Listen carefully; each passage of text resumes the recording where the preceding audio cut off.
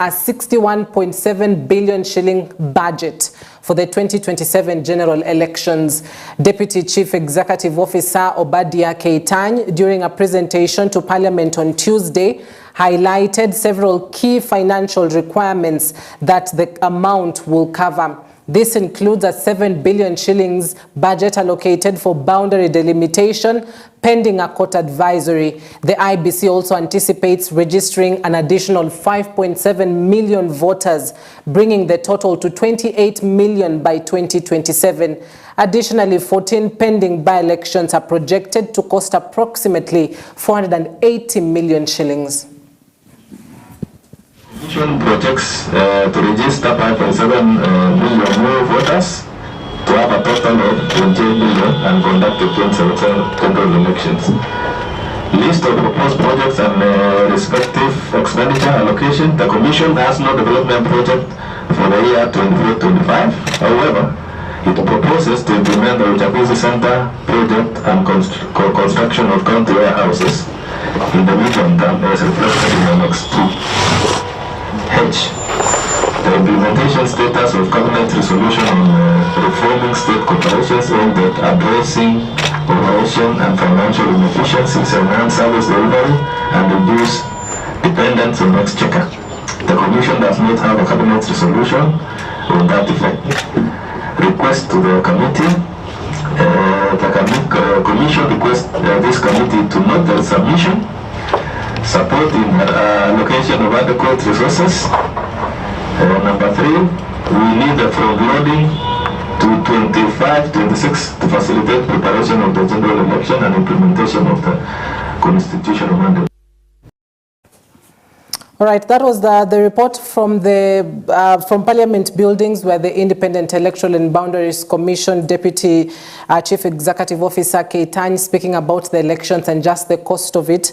Remember, Kenya is one of the elections that holds one of the most the countries actually that holds one of the most expensive elections in Kenya's history, and we'll be keeping tabs with that just to see how this develops. Remember, the IBC was set to hold boundaries delimitation in 2023, but that didn't happen. His consultative meetings on Tuesday, holding the first one in Kisumu after arriving from Mombasa on Monday night. He met elders from the Luo Council in the morning in a closed-door meeting that was attended by elders drawn from Kisumu, Migori, Homa Bay, and Siaya counties. In the afternoon, the former premier held a close to 2-hour closed-door meeting at City Hall with youths from across the county. Speaking to the press after the City Hall meeting, Odinga said his consultative meetings will be held across the country, including Western, Coast, Central, Northeastern, and the Rift Valley regions. I'd said that there was going to be life after Addis Ababa, and that's why I'm back here. And I say that before I make any comprehensive statement, I was going to consult. I'm going to make a statement next year for the betterment of our nation, Kenya. President William RUTO has announced plans to buy land from absentee landlords at the cost, which will only benefit genuine squatters. The president warned of stern action against individuals invading land in the pretext that it will be allocated to them. Speaking when he laid the foundation stone for 154 units of the Diani Affordable Housing Project in Kwale County, President RUTO directed police to be vigilant and arrest those who invade people's lands. At the same time, the head of state pointed out that the government is focusing on 4 key areas to create job opportunities, singling out the affordable housing program as one of the initiatives that has so far created more than 250,000 jobs across the country. Na tayari tumekubaliana na viongozi wenu. Tuko na priority list ya zile absentee landlords ambazo tutalipa mashamba yao wananchi ambao wanaishi hapo, tuwagawie iwe ni kwao, tuwapatie hati miliki ndio tuweze kusonga mbele. Lakini mimi nataka kutoa tahadhari. Kuna watu wakora na matapeli. Wakati wamesikia ati serikali italipa ardhi ya absentee landlords kwa wale wanaishi pale. Sasa wamevamia mashamba ya wengine. Mimi nataka niwaambie provincial administration, watu askari polisi, hatuwezi kukubali watu wafamie mashamba ya watu wengine. Hakuna mtu anaruhusiwa ati kwenda kuvamia shamba ya mtu ati kwa ndio serikali iweze kumlipia hiyo ardhi. We are talking about squatters, the people who are currently occupying those pieces of land, and no Kenyan will be allowed to appropriate property of other Kenyans. Kwa hivyo askari na watu wa provincial administration, make sure that you protect property that is private and that is public, and nobody should invade anybody's farm, because that is unconstitutional, and that is not the problem we are trying to solve. We are trying to solve the absentee landlord problem for those people who already are squatters in those pieces of land.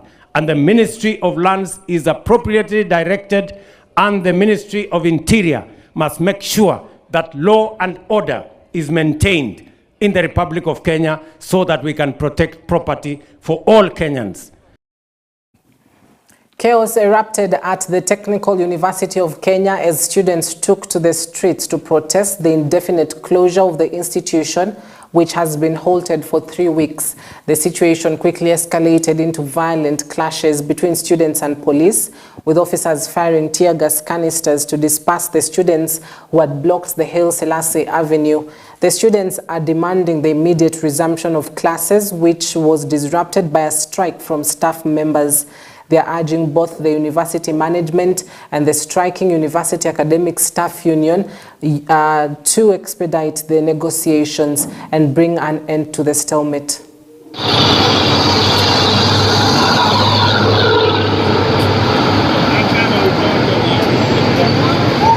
University was closed indefinitely 3 weeks ago. We started our semester last year in September. Up to now, semester is still going on. We've not sat for our exams, and we are demanding that school be reopened, and the Ministry of Education, the Parliament, and whoever is concerned should take responsibility of whatever is happening in the university. If it is to probe the management and the council, let them take responsibility. We want to go back to class. We are here to stand in solidarity with our comrades from Technical University of Kenya, because we understand that education is a right and not a privilege, and they have been out of class for a very long time. Our call goes straight to the government, to the Ministry of Education, that we demand the opening of the Technical University of Kenya so that our comrades can go back to class. To allow them to continue tampering with our rights to education. So what I'm going to urge the government and the Ministry of Education at large and the management of the Technical University of Kenya, hasten the process so that our comrades can go back to class. Next Thursday, we are going to have a mother-of demonstration here at the CBD. So we are asking the ministry, they should consider reopening TUK and give us the guidelines before Thursday. TRT Member of Parliament William Kamket has petitioned the Interior Ministry and the Office of the Attorney General over the gazettement of Kapedo and Mukutani as the headquarters for Suguta and Ilkamas sub-counties respectively. Appearing before the High Court of Kabarnet, Kamket filed the case, arguing that the creation of Kapedo as the headquarters for Suguta sub-county was unlawful and it alters the boundaries of TRT constituency.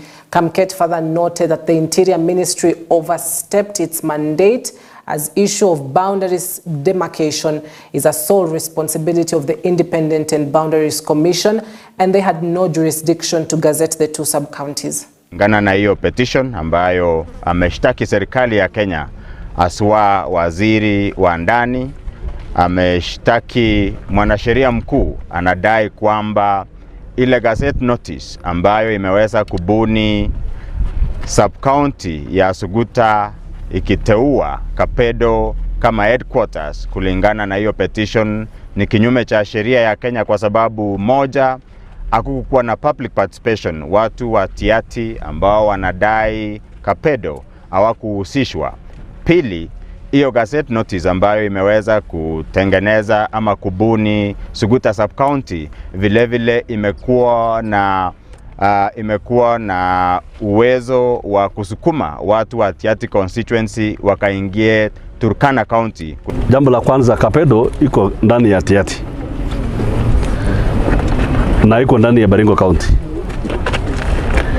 na kutengeneza sub county ya Suguta na kuweka Kapedo kama headquarter ni makosa na ni jambo la kikatili ambayo ilitengenezwa, ambayo ilifanywa na wale wako katika hiyo ofisi ya Interior. Kama serikali ukweli watafuata ukweli, Kapedo itarudi kuwa yetu.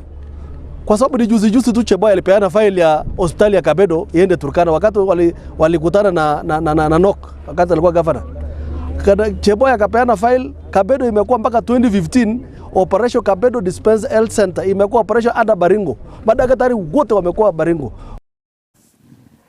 Now the scramble for the Gen Z vote continues as Martha Karua's led NARC Kenya party is slated to change its 16-year-old name to People's Liberation Party late in the week, a move that could reshape the country's political landscape. Karua's NARC is renewing its political expedition, stating that she is ready to work with more allies of the same view. Expect that we are going to be out on a serious recruitment drive, because every party must try to get the people, because the purpose of a party is to capture power, to run the nation according to its ideals, that we are going to be on the ground working. And also expect that we shall continue and strengthen the collaboration with other parties, because the task ahead cannot be achieved by one person or one party. We shall work with all parties that are on the same side to achieve the objective of having a people-centered government in this country. What informs the rebranding of It's on a need basis. We felt we needed, one, a name that speaks to the people, that you don't have to ask what does that mean. People and liberation need no explanation. So a name that speaks to you. We needed to renew and refresh ourselves after over 16 years of existence. Just like you renovate your house, you renovate your wardrobe, we've done exactly that.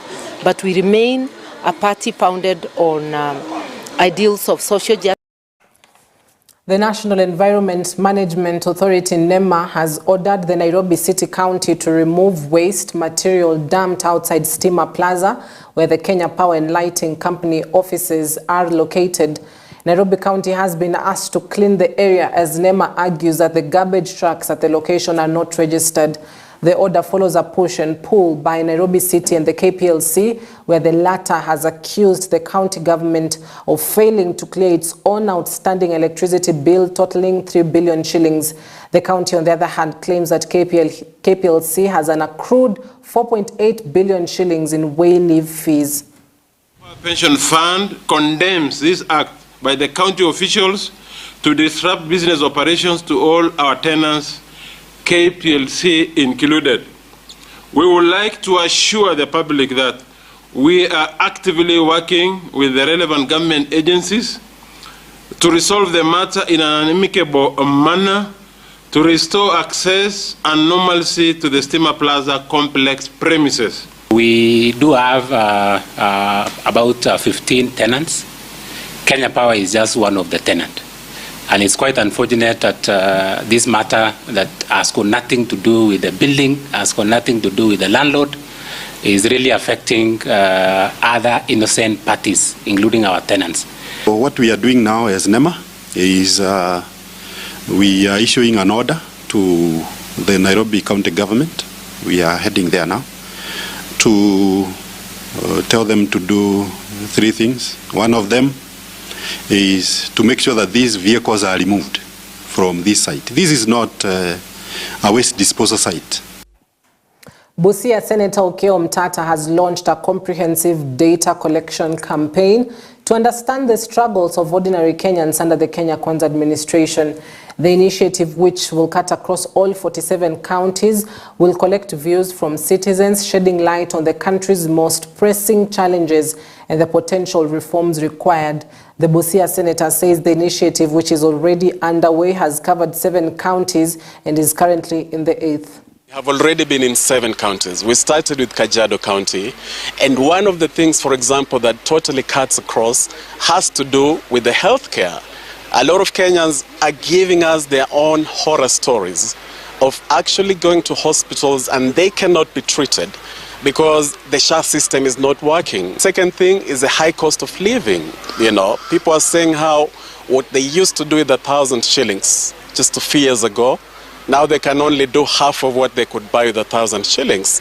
And they're giving practical things. We have gotten to a point whereby owning a business is almost a nightmare.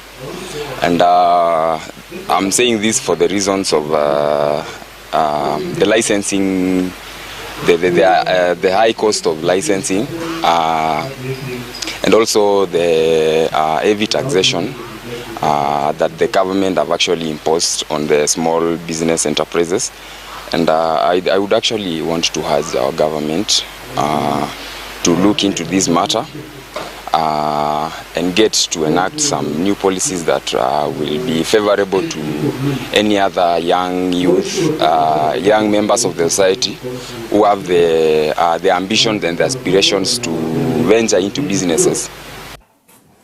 As Kenya's 2025 Civil Society Reference Group elections near, the National Returning Officer Stephen Kabiri Kariuki has unveiled key timelines starting with the appointment of officers and the publication of the membership register on February 21st. The elections, scheduled from March 6th to 21st, aims to bolster civic engagement in counties such as Machakos, Migori and Nairobi amid concerns of a shrinking civic space. CSRG Kenya is urging the government to fully enact the Public Benefits Organization Act and to strengthen public participation in budgeting and to utilize grassroots mobilization. Power. Comrade, the annual General Assembly. On 6th of March, we'll go to have the appeals. The members who are not satisfied with the nomination, they are going to appeal. On 12th, we'll have the official list. The official list will be issued. Then from 13th to 19th, we are going to have the campaign. The campaign periods will be open for the aspirants to campaign and to get their ground for them to win the elections. Then on 21st, we'll go to have the big day, which will be the election day. The requirements for the aspirants who will show interest, the number one requirement will be the biography. We also require a CV from the aspirants. We'll need an expression letter to show interest from the organization where he or she comes from. We also require a list and the contacts of members of the organization. We also require a confirmation to show that the aspirant has paid the nomination.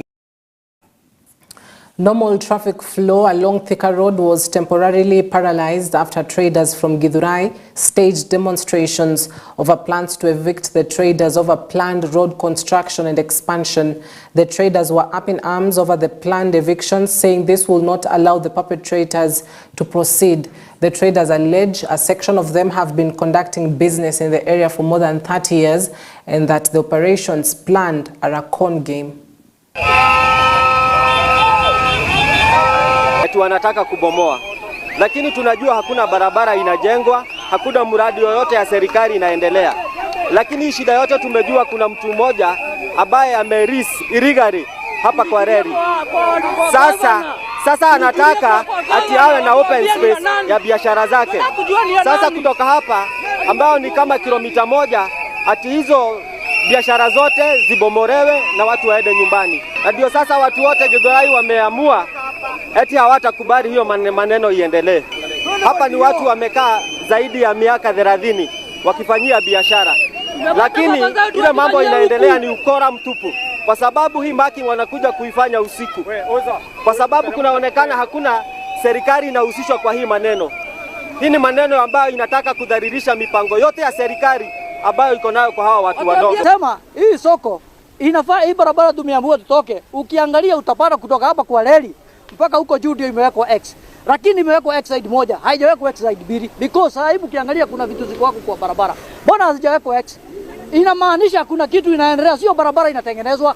Tunastahili kutolewa kwa hii barabara, watu wengine wakuja wajenge, wafanyie biashara huko. Na hiyo biashara ukiangalia Biashara hiyo kibanda kama hiyo inalipishwa 20,000 na 25,000. Mimi mtu kama mimi wa kuuza sufuria nitatoa 25,000 na 20,000 wapi? Inasemekana tumepewa barua ya kuondoka hapa na wameweka kanzo. Hiyo barua haijaingia kwa chairman wa soko ndio ajulishe members. Sasa tunataka kujua hao wenye wanakuja usiku kuweka X ni akina nani na hawajatuambia. Kwa hivyo waitana watuambie tunataka hivi, na barua imefika kwa ofisi na haijafika. Na hatutaki kama hatujaambiwa tunaenda wapi, barua imetoka wapi, mtu fulani akuje atuongeleshe atuambie hivi na hivi hamfai kuwa hapa. Sijajua kwenye wataenda, lakini kuna wauzaji nguo, sufuria, M-Pesa tumechanganya na tuko wengi sana. Serikali tunataka ijue kuna mambo inaendelea hapa, watatusaidia aje.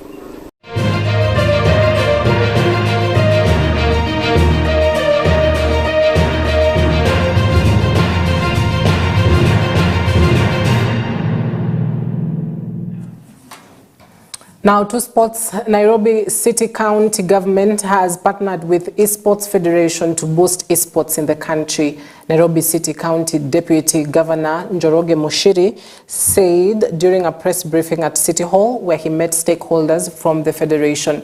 The Esports Kenya Federation had previously signed a deal with Argon by AOC as its official gaming monitor partner ahead of next year's Olympic Sports Games. The Federation President Ronnie Lusigi said the deal is the right shot in the arm for gamers in the country as they prepare to participate in the global competition. Again, the exposure going to Paris, especially even meeting the other gamers from other countries, you see their gameplay, their ideas, and even become friends. And so you just network with them and you grow. Yeah. So you're looking to defend your campaigns then?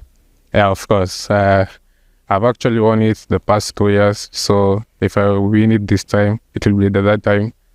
And yeah, of course, I believe I'm the best player in the country, so we'll see. For so long, people have been saying they are talking to young people, but we are happy that the county is listening to young people and listening to what they love, which is video games. And this E-League One Tour is the 4th edition now in the country, and young people will be competing for an opportunity to go to France to represent the country there. And so for us, it's a big thank you. When we reached out to the county government, they were very responsive. And we're happy actually to collaborate with the team that is promoting esports, e-gaming. And it's good to hear the kind of good work already that has been done.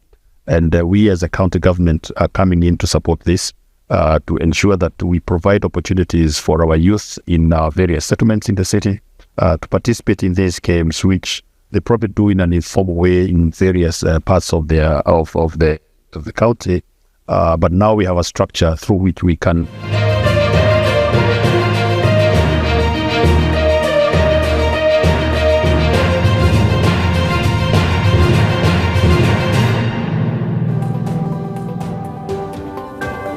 All right, so that is where we wrap it up tonight. That marks the end of our broadcast. Thank you very much for watching.